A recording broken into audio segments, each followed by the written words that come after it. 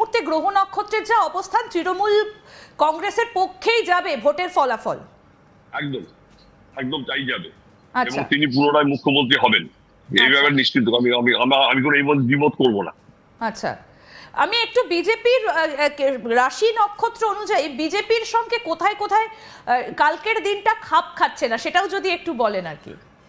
দেখুন, এখন পর্যন্ত বৃহস্পতির পজিশনটা ভালো নয়, এবং কালকে যে পজিশনটা থাকবে সেই পজিশন অনুযায়ী তারিখটা দেখুন 4 তারিখ। 4 তারিখটা আমরা সাধারণত বলি এটা আপনার রাহুর নাম্বার।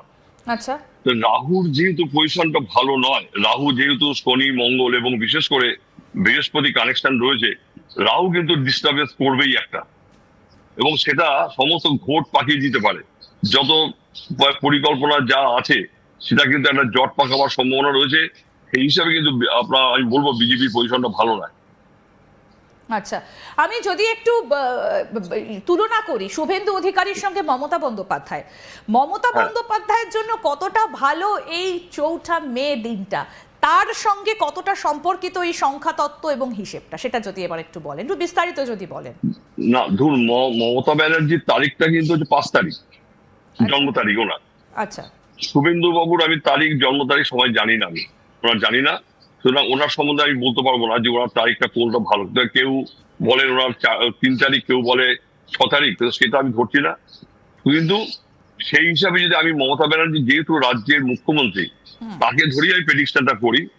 ওনার এই বছর এই সময় যে টাইমটা ওনার শুধু খারাপ আছে, কারণ ওনার রাশিটা হচ্ছে বৃষ রাশি, মেষ লগ্ন, এবং রাজ্যেরও আমাদের মানডেন অ্যাস্ট্রোলজি রাশিটাও মেষ রাশি।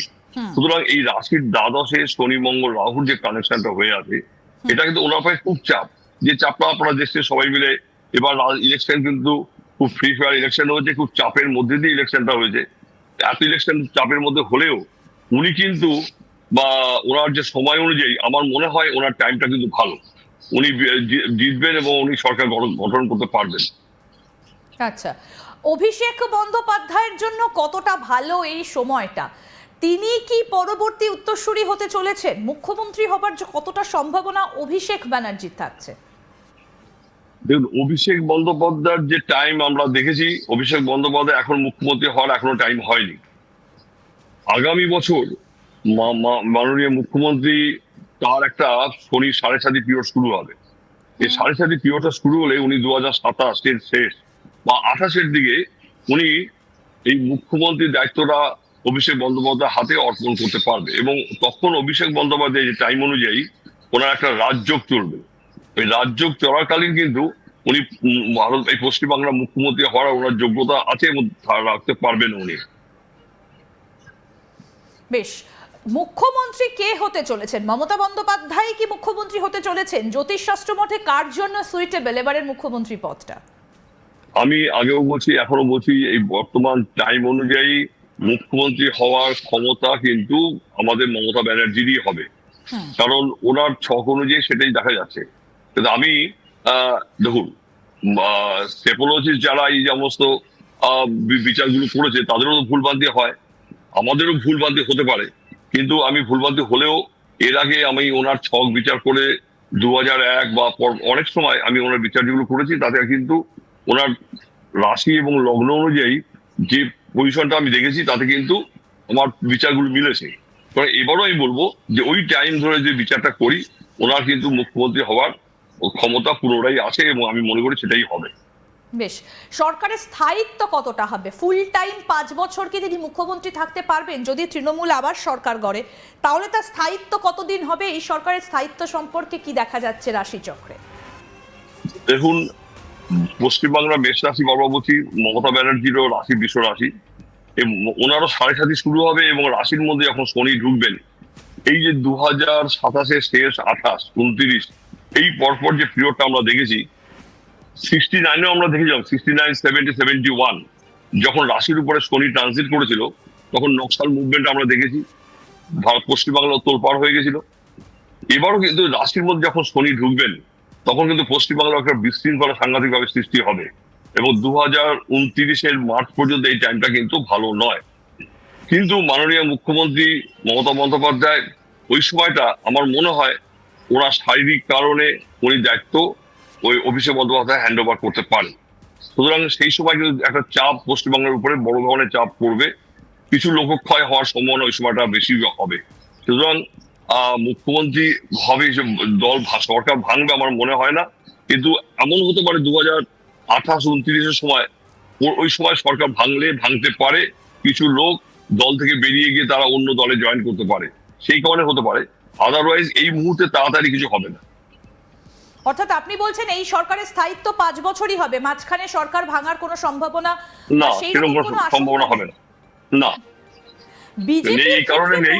আচ্ছা বলুন, হ্যাঁ বলুন বলুন। হ্যাঁ, এই নেই এই কারণে বলবো, কারণ বৃহস্পতি গ্রহটাই জুন মাসেই ট্রানজিট করে যাবেন কর্কট রাশিতে, তুঙ্গস্থ হবেন, তারপরে যাবেন কর্কট রাশিতে।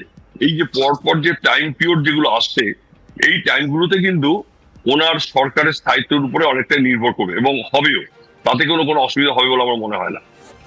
বেশ, পশ্চিমবঙ্গের সঙ্গে বিজেপির সম্পর্কটা কিরকম, কোন জায়গায় দাঁড়িয়ে রয়েছে, বিশেষত এই ভোটের সময়টাকে কেন্দ্র করে? সংখ্যাতত্ত্বের তো একটা গুরুত্ব রয়েছে সম্পর্কের। না, নিশ্চয়ই আছে, কিন্তু আমাদের এই পশ্চিমবাংলা, আসাম, এই বিহার, এই যে জোনটা, এই জোনটা আমরা বলি স্যাটার্নের জোন।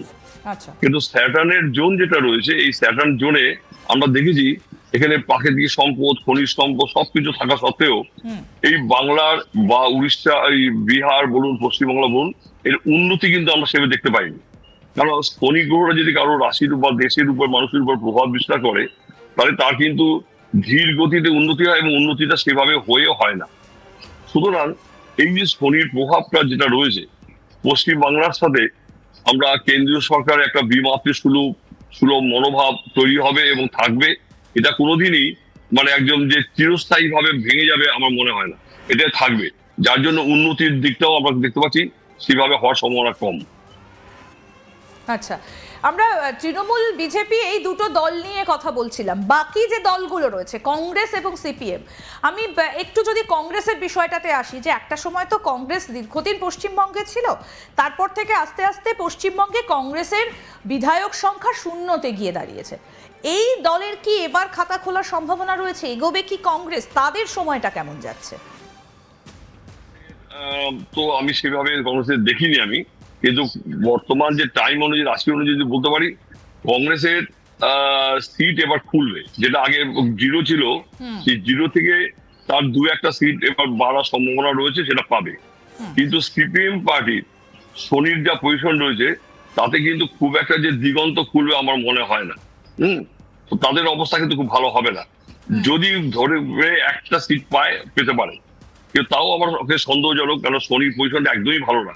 রাশির দ্বাদশে শনি বসে আছেন রাহু যুক্ত হয়ে, এটা কিন্তু সিপিএম পার্টির পক্ষে ভালো না। যতদিন পর্যন্ত শনির পজিশন ভালো না হবে, ততদিন পর্যন্ত কিন্তু সিপিএম পার্টির পজিশনও ভালো হবে না।